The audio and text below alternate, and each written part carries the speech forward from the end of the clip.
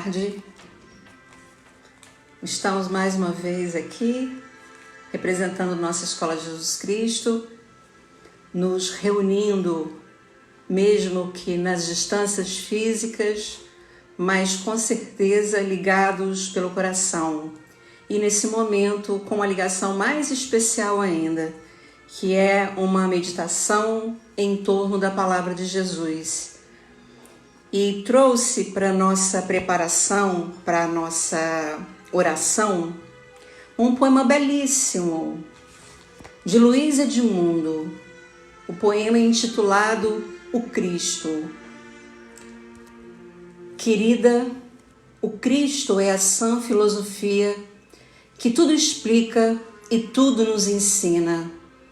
É a santa mão que pela vida guia nossa alma descuidada e pequenina. É mais que a grande luz, a luz do dia, que o mundo em seus recantos ilumina. Quem põe o olhar no Filho de Maria, acho bem que o céu do alto no destina. Quando da vida, em ásperos caminhos, encontrares os cardos e os espinhos, que não vês, porém que andam pelo chão, clama pelo seu nome luminoso, que ele da altura há de descer piedoso para beijar teu casto coração. Meus irmãos, vamos fazer a nossa oração. Deus nosso Pai, queremos nessa hora, Senhor, suplicar a tua paz, a tua bênção, aplacando, Senhor, nossas dores, nossos medos, nossas preocupações, Senhor. E pedimos ainda que as vibrações desta hora possam envolver os nossos lares, os nossos queridos, envolver nossa cidade, Senhor. Abençoa-nos, protege-nos e pedimos a permissão para iniciarmos nossa reflexão desta tarde. Que assim seja, Senhor.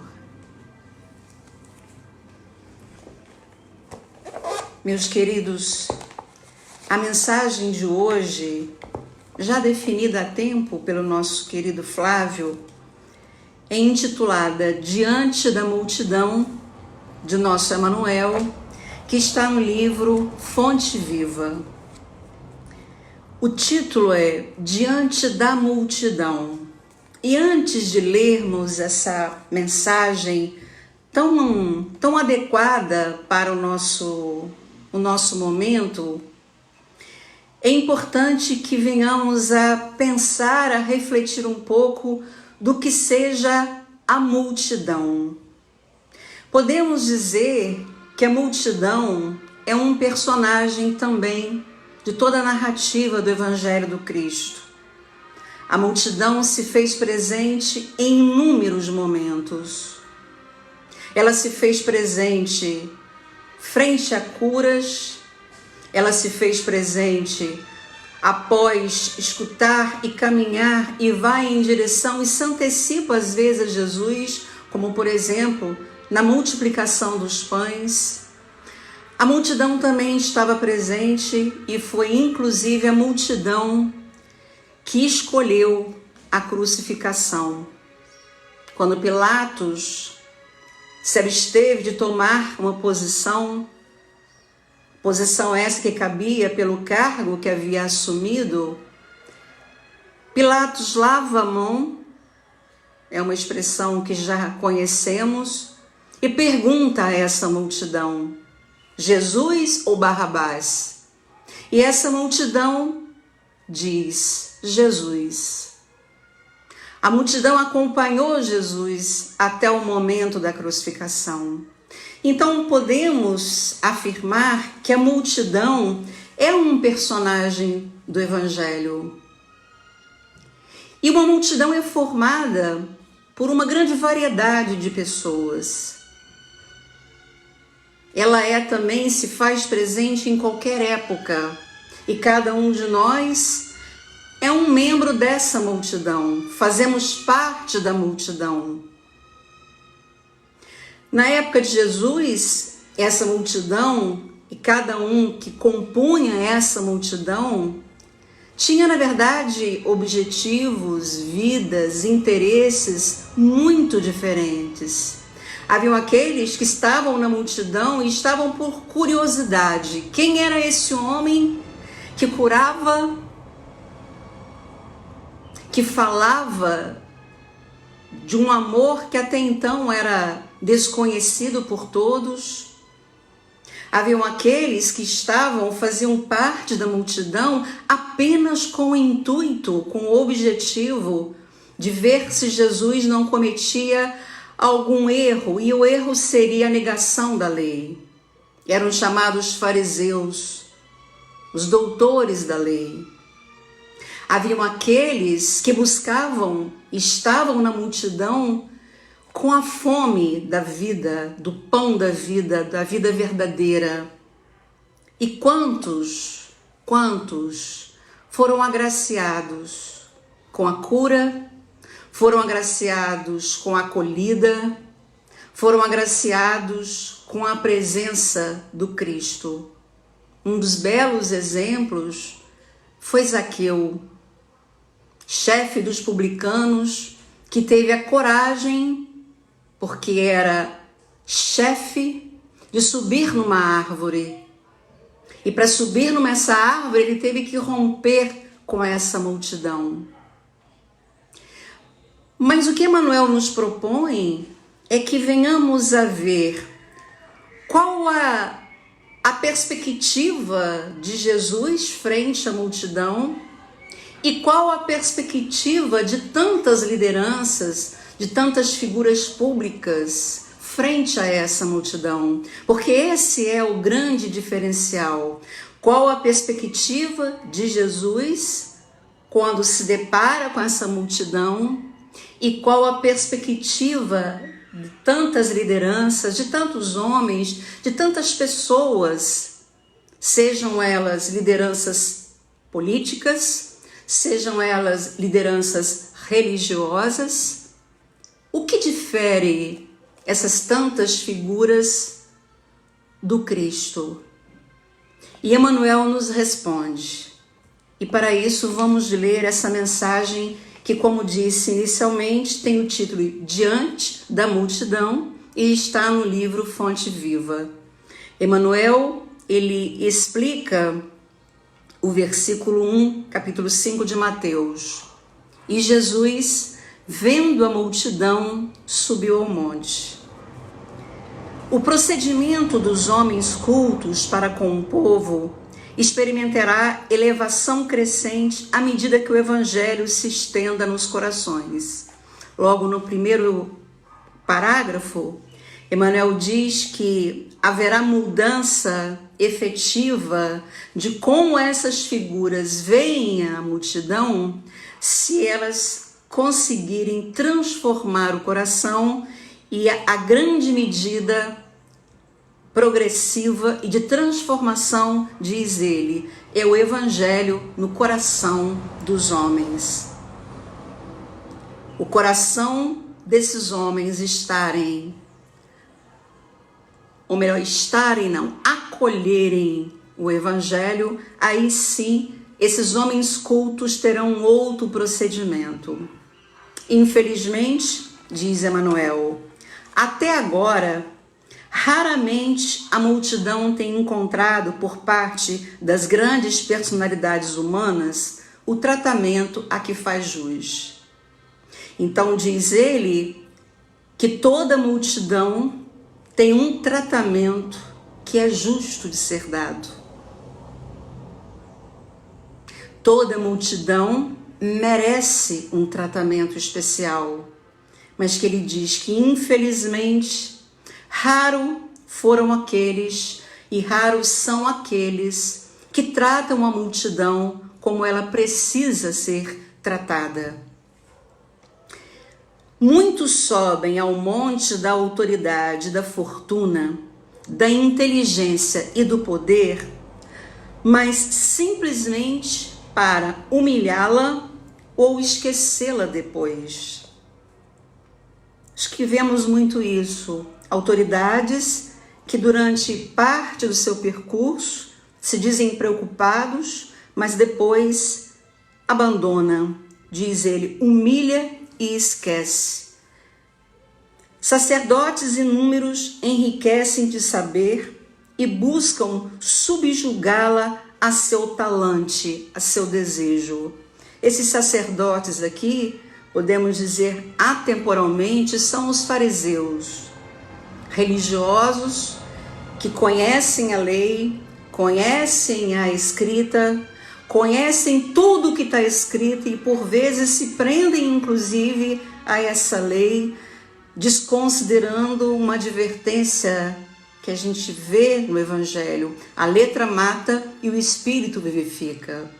E os fariseus, em toda a trajetória do Cristo, foram os únicos que tiveram por parte do Cristo uma palavra dura. Jesus os chamou de raça de víboras. Então, o fato de termos domínio do que está escrito no Evangelho, ou para nós espíritas, além do que está no Evangelho, que é a máxima do Espiritismo, sabermos o que está no Livro dos Espíritos, ou no Evangelho segundo o Espiritismo, em que Kardec nos revela, nos clareia o Sermão da Montanha, é essa a essência do Evangelho segundo o Espiritismo, é o Evangelho do Cristo, só que clareado para o nosso entendimento. Não adianta sabermos isso. Em que versículo, de qual parágrafo, porque podemos nos assemelhar aos fariseus. E os fariseus eram duros, faziam parte da multidão e tentaram de todas as maneiras pegar Jesus em algum erro para incriminá-lo. Tanto que Jesus disse, não vim para destruir a lei. Políticos astuciosos exploram-lhe as paixões em proveito próprio. A astúcia, segundo Pietro Baldi, é a inteligência para o lado negativo, para o mal. E muitos que ascendem ao poder e que têm cargos políticos se aproveitam das necessidades, das paixões. Essa paixão é um sentimento humano, ainda característico de nosso tempo, da nossa trajetória. Então muitos se utilizam das paixões humanas e as estimulam, ao invés de tratar a multidão, como diz Emmanuel, como elas merecem. Tiranos disfarçados em condutores, envenenam-lhe a alma e arrojam ao despenhadeiro da destruição, à maneira dos algozes de rebanho que apartam as reses para o matadouro. A tirania, e Dona Ruth Maria, querida e amada professora, ela dizia que nós poderíamos saber a diferença do que é da espiritualidade superior e do que é da inferior. A espiritualidade superior não nos constrange. A espiritualidade superior nos dá liberdade. Ela nos respeita, ela nos acolhe, ela pedagogicamente colabora na nossa transformação, na nossa educação do espírito. Então a tirania não é algo que possa estar em conjunção com o que vem do céu. O amor liberta. A autoridade, ela é liderança, e a autoridade verdadeira é a que mais trabalha e a que mais cria condições para liberdades e para a transformação de um povo. Então a tirania não faz parte de Deus. Juízes menos preparados para a dignidade das funções que exercem, confundem-lhe o raciocínio. Juízes trabalham com algo de grande importância numa sociedade, a justiça. E cabe ao juiz fazer inclusive cumprir não mais aquele padrão ainda muito humano, ainda muito comum na nossa sociedade, que é o da vingança. O juiz deve ser promotor da justiça. E aqui, preparados, mas falta-lhes, na verdade, dignidade. Dignidade para o cargo. Que pleitearam, que estudaram. E por ter estudado, tem muitas vezes o poder de confundir o raciocínio dessa população, dessa multidão. Administradores menos escrupulosos arregimentam-lhe as expressões numéricas para a criação de efeitos contrários ao progresso. Os ajustes, os resultados, os dados estatísticos, que na verdade não expressam a verdade e não trazem inclusive o progresso. O progresso dito pelo Evangelho não é um progresso de ordem apenas material, mas é que as pessoas, a população, essa multidão tenha acesso ao progresso. Cabe aí aos administradores fazer com que toda a população, toda a multidão tenha acesso ao progresso. Em todos os tempos, vemos o trabalho dos legítimos missionários do bem, prejudicado pela ignorância que estabelece perturbações e espantalhos para a massa popular.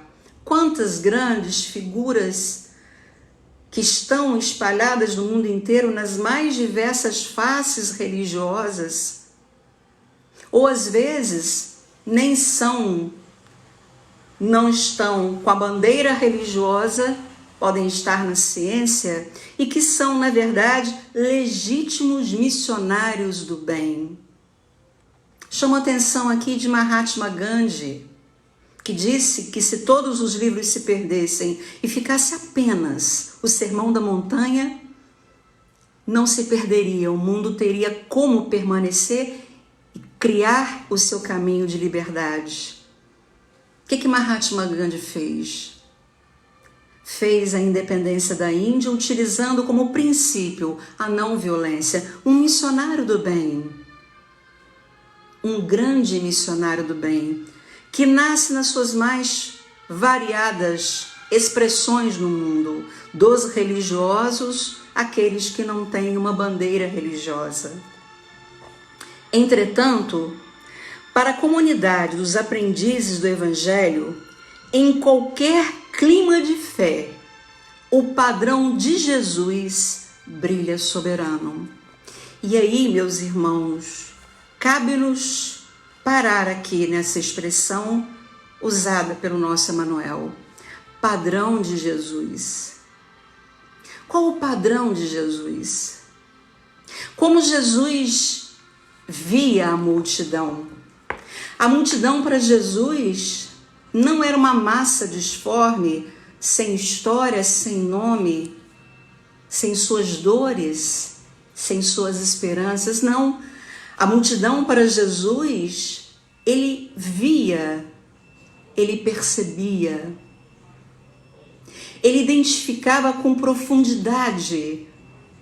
Ele viu Zaqueu do alto de uma árvore, mas ele também viu a mulher hemorroíça que clamava por interromper esse fluxo de sangue. Ele via tantos outros. Então a multidão para Jesus não é uma massa disforme. Quando ele viu a multidão, disse aqui Mateus, no Sermão da Montanha, ele vendo a multidão, ele subiu ao monte e depois se sentou para falar. A multiplicação dos pães é uma das belas manifestações da compaixão de Deus através do Cristo, de uma multidão que já tinha caminhado muito, já era tarde, e os apóstolos, inclusive, pediram que Jesus se despedisse da multidão porque já era tarde. E ele disse que não seria necessário. E eles tinham dito que Jesus deveria se despedir porque eles estavam com fome. E Jesus pergunta, diz que não é necessário que eles saiam, que eles devem permanecer. E ele disse, Jesus, aos apóstolos, dai-lhes vós de comer. E pergunta, o que tendes? João Evangelista diz que um menino levou os pães e multiplicou e abundantemente alimentou, porque a fome não é do céu, a fome é dos homens. Os estudiosos do mundo material, podemos dizer assim, dizem que o Brasil está entre os 10 países que mais desperdiça alimento. Então nós temos o que dar e do pouco podemos multiplicar. Então, qual a perspectiva de Jesus diante da multidão? Ele vê, ele percebe.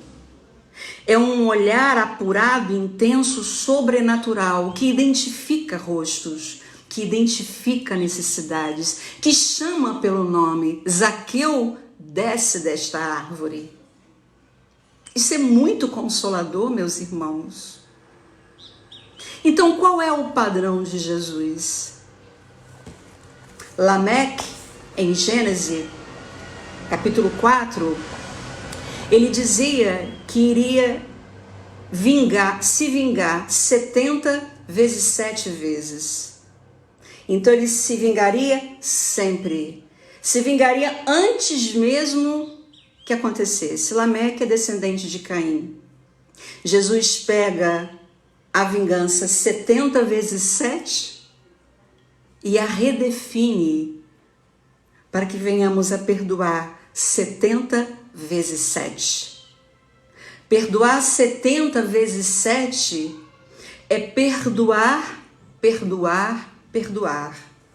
Uma vez, escutando nossa querida irmã Ila, que hoje, inclusive, estará falando para todos nós às 8 horas, às 20 horas, no YouTube da escola, irmã Ila disse, explicando sobre o perdão 70 vezes 7, ela disse que o perdão, ele é uma escolha.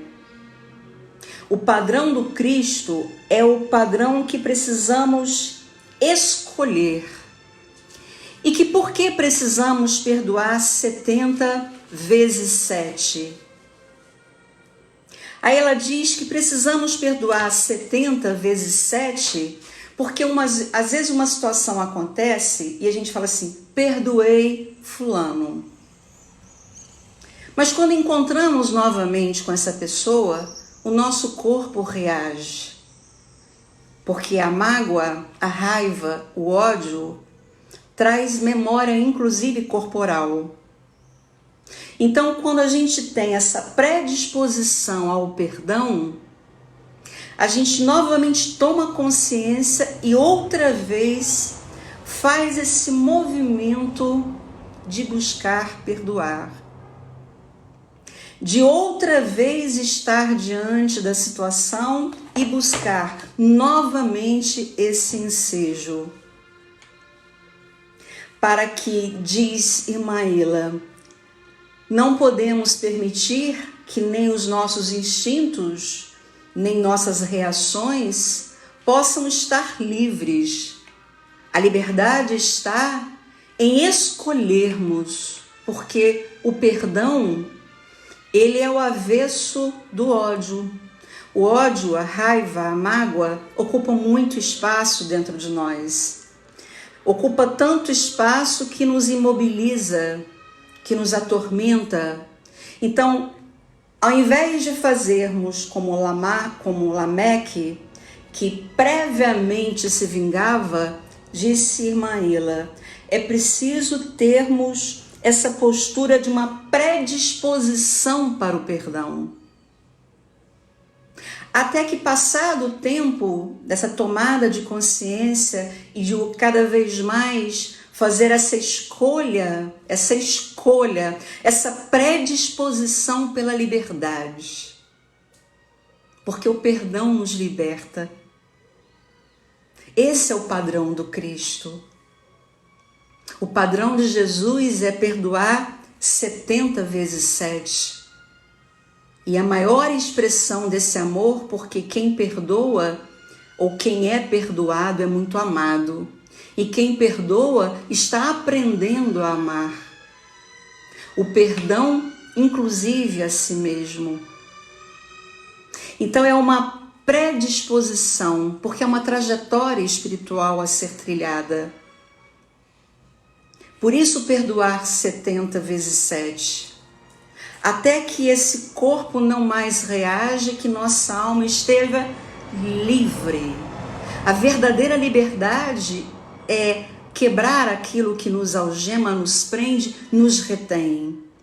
E Jesus, diante da multidão, ele oferece sempre o que essa multidão precisa. E esse é o padrão do Cristo.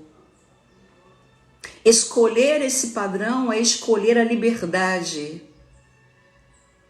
Escolher o padrão, essa predisposição para o perdão, essa predisposição para amar, é estar atento, avesso a Lameque, que tinha uma predisposição para a vingança. O padrão do Cristo é o padrão de uma predisposição para perdoar. E o perdão nos liberta. O perdão é a máxima e a maior expressão do amor. Jesus se dirige a Deus e diz: Pai, perdoa-lhes, porque eles não sabem o que fazem. Toda violência é um adoecimento. E todo ato de perdão é a busca pela saúde espiritual, a busca pela libertação, de quebrar aquelas correntes que nos envenenam, que nos ata, que nos limita, que nos cega. E aí, para seguir o padrão de Jesus, precisamos quebrar aquele nivelamento que a multidão muitas vezes nos impõe. É a coragem de estar na multidão, pertencer à multidão, mas fazer e seguir o que pede Emmanuel na sequência de sua mensagem. Vendo a multidão, o mestre sobe a um monte e começa a ensinar. É imprescindível empenhar as nossas energias a serviço da educação. Ajudemos o povo a pensar, a crescer e a aprimorar-se. Auxiliar a todos para que todos se beneficiem e se elevem, tanto quanto nós desejamos melhoria e prosperidade para nós mesmos. Constitui para nós a felicidade real e indiscutível. Ao leste e ao oeste, ao norte e ao sul da nossa individualidade, movimentam-se milhares de criaturas em posição inferior à nossa. Estendamos os braços. Caridade, solidariedade. Alonguemos o coração. Alongar o coração é sair do nosso âmbito familiar, do nosso universo de amigos. Alongar o coração é ir em direção, é fazer-se próximo, como homem, como a parábola do bom samaritano. E eu só posso me fazer próxima se eu me desloco em direção ao outro. Por isso Emmanuel fala: alonguemos o coração e irradiemos entendimento, fraternidade e simpatia, ajudando-as sem condições. Meus irmãos, irradiar em entendimento é que as pessoas tenham clareza que se elas vão se chegar perto de nós para alguma necessidade, que elas não serão julgadas, excluídas, diagnosticadas, rotuladas. Porque essa multidão, Deus criou uma humanidade plural, diferente. totalmente diferente. Por isso ele diz que é preciso irradiar entendimento, fraternidade e simpatia. E meus irmãos, se temos dificuldade para sorrir, busquemos o jeito, cada um próprio, para sermos simpáticos, ajudando sem condições. Quando o cristão pronuncia as sagradas palavras, Pai Nosso, está reconhecendo não somente a paternidade de Deus, mas aceitando também por sua família a humanidade inteira. E para fechar essa compreensão